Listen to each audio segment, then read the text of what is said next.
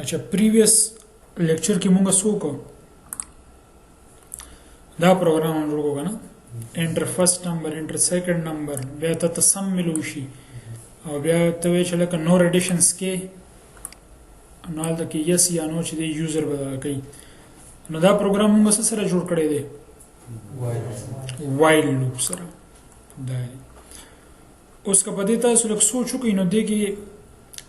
سم مسله هو بګ نشته خو دې کې دا چوایس موږ دې ځکه انیشلایز کړی دی انیشلی ولیم انیشلایز کړی دی ځکه زه غواړم چې دا لوپ چې دی نو په فرست ټایم کې دا ټرو وي اتوماتیکلی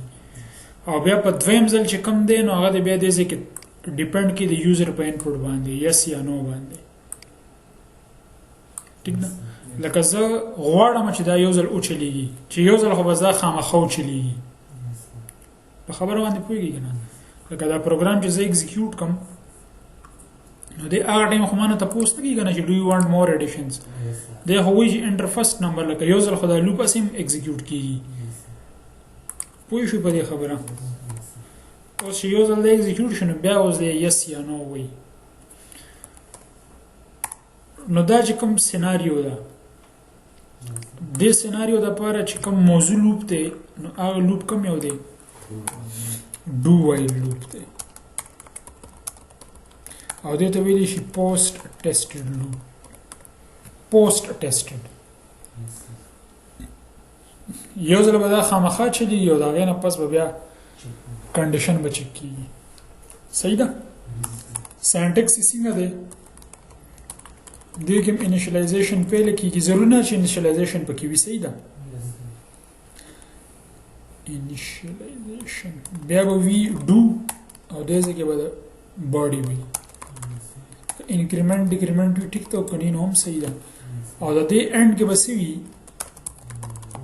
وایل کنډیشن وي او دغه کې به یو سیمی کولن به هم وي نو ګوره دې کې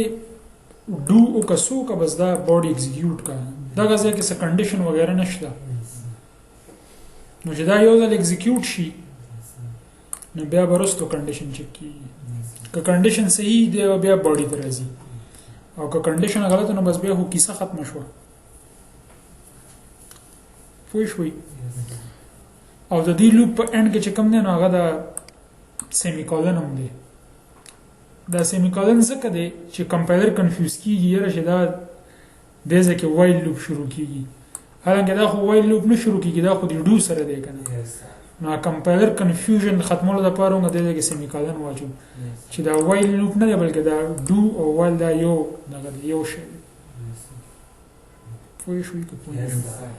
نو که دا پروګرام زوس کنورټ کوم ډو وایل لوپ ته نو زه به دا دې ځای نه اوچت کړم کنټرول ایکس پې کړم او دا به زه دې ځای کې ولګوم او بره به څه ولیکم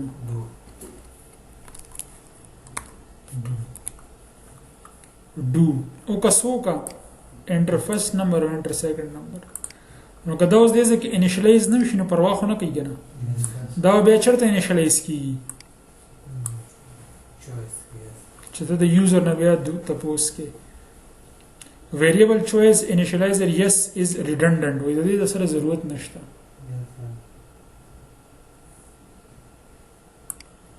نو دا ته ختم اوس دا زیات بهتر شو دا پروګرام اوټپوټ به ما شانتي وي خو موږ اوس صحیح د دې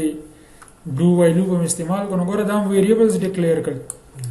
انیشلایزیشن دغه سټیج کې د سم نشته بیا ډو او کا سو کا فرست نمبر والا سیکنڈ نمبر والا جمع کا بیا یوزر نه تاسو کا چې نور ایډیشنز کې نو به یس یا نو دا کوي نو کاغه یس انټر کې نو هم بچو استزي او نو انټر کې نو هم بچو استزي او بیا دې ځکه چې دی نو هغه کنډیشن به دې ځکه چک کی په فرست ټایم خو چک نشو کنه لکه یو ځل خو بره لوپ ایگزیکیوټ شو بیا په دویم ځل چې کم کته ایگزیکیوټ کړو نو کنډیشن به چک کی اوس که یوزر یس انټر کړی خدا به ټیک شي نو بیا به لوپ دوباره چلیږي او که یوزر نو انټر کړی نو بیا به خطر راشي دا به ایگزیکیوټ شي دا د ډو وایل لوپ اصل استعمال دی او اگزامپل مخه بهترین دی لپاره چې ته غواړې چې یو ځل دا دغه خامخا ایگزیکیوټ شي نو کزي ایگزیکیوټ کوم نو آوټپوټ باندې به اس سچ څه دغه نه راځي خو د پروګرام هغه سټرکچر اوس ښه شو وګورم ما غرالو انټر فرست نمبر 7 or 8 15 رالو do you want more additions ورته او yes enter first number enter second number بیا ورته وای نو yes شوي لکه دا هغه دی کنه چې څنګه تا اخره کې د اټ ام نه رسید روباسي ټیک ده نو دا ډو وایل لوپ شو سپوږی شوي کنه خاصه سو اسایمنټ سماګه دي د فار لوپ او وایل لوپ ټیک ده دا ډو وایل لوپ بیا څنګه مخکې په انډراید کې یوز کیږي یا په دغه کې ټیک ده ان شاء الله